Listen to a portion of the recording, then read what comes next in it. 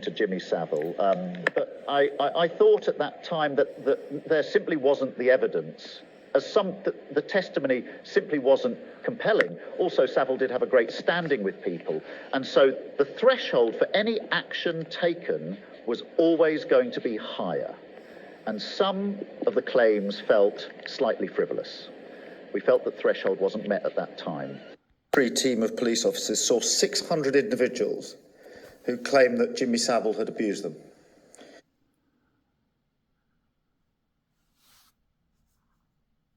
And 24 of those, the police said, were recordable crimes. In other words, had that information on its own been available during Jimmy Savile's lifetime, they would have investigated it as a recordable crime. How many of those 224 do you think came forward during Jimmy Savile's life? 4. So 220 of the 224, and that's probably not all of the victims. The opposition, a former director of public prosecutions, Mr. Speaker, he spent most of his time prosecuting journalists and failing to prosecute Jimmy Savile, as far as I can make out, Mr. Speaker. He, Mr. Speaker, chose to use it. It would probably be too rude to actually print. Two-tier Kia, loving the free gear. Yeah, Starmer protected Jimmy Savile. Not a lot, if I'm honest. Pig eyes. Pension harmer. He's a puppet, like all of them. He's just been put in that position to play a role, and that's what he's doing. Gaydar alarm bells going off.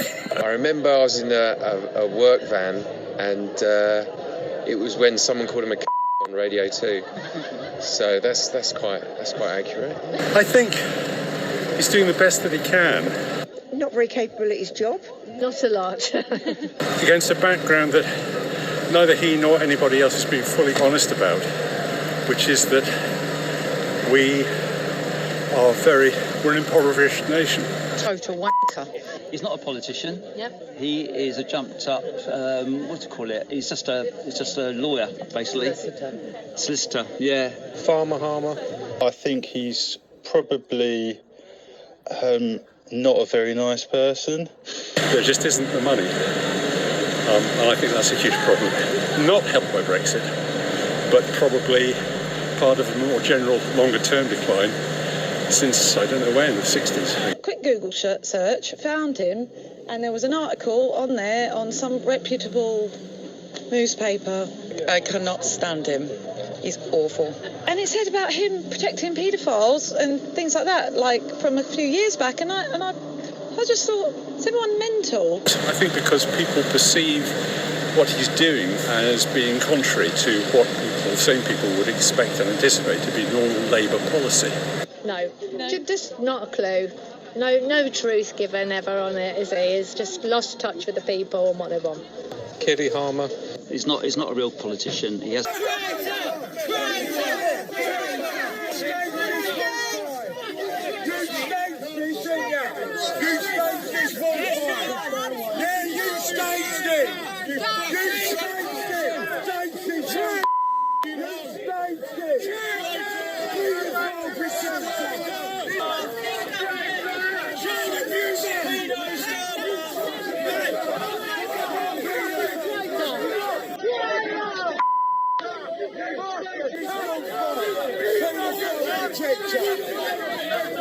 You statist!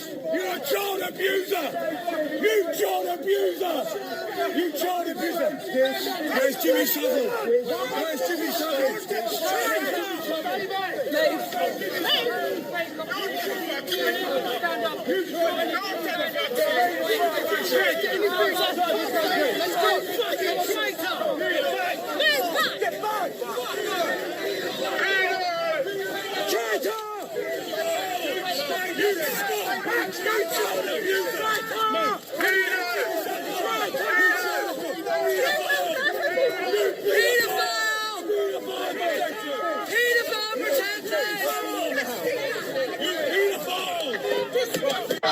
Name Keir Starmer, sir. That bastard excused Jimmy Savile.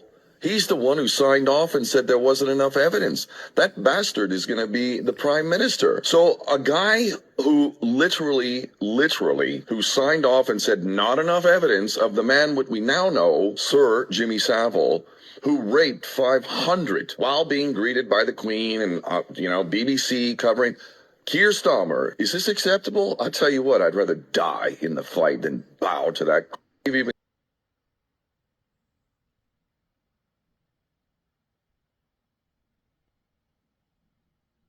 Your life that are already in the public eye. But I must ask, given the context of what we've just discussed, how hurtful, if that's the right word, it was when Johnson lied about your role in the Jimmy Savile prosecutions. And how annoying it must be to have to answer the questions about it because it inflates the lie in a way. It was a new low for a man for whom I've got almost no regard.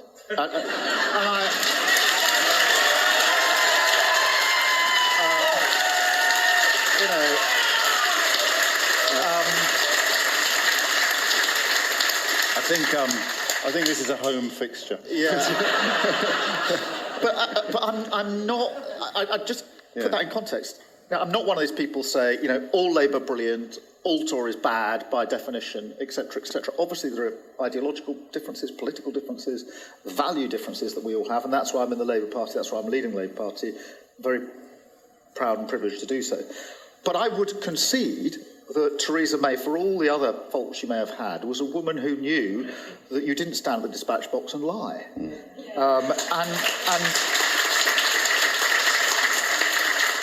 And when he did that in relation to Jimmy Savile, he knew what he was doing. There has been this right-wing Nazi, fascist conspiracy going round. He knew exactly what he was doing.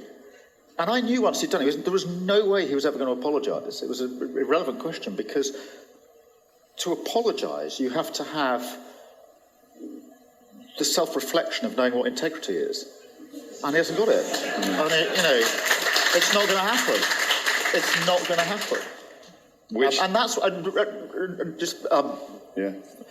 lot of, there aren't many advantages being the dispatch box. If you haven't been to Parliament, get along there and have a look at it and let me know when you're coming. But it's a very small place. You step forward, and this sounds balmy because you think it's obvious, but it isn't until you do it. You step forward, and every friendly face is now behind you, and all you've got is a wall of the opposition. But it makes you quite a good reader of the mood on the other side of the House. It's quite interesting because I have to sit there the whole time, very close to the Prime Minister. And I could see within his own party how uncomfortable they were with where he was taking politics. Because he was taking their party down, he was taking the country down and taking democracy down by going down this dark route to conspiracy theorists. And, this is the party of Winston Churchill that now has a Prime Minister that's prepared to do that and carry on doing that. And so I thought it was a really low moment. But it's nice to have a friendlier crowd. Isn't it? I have to say this evening, I think it was 2 Mondays ago, it wasn't quite so friendly. No.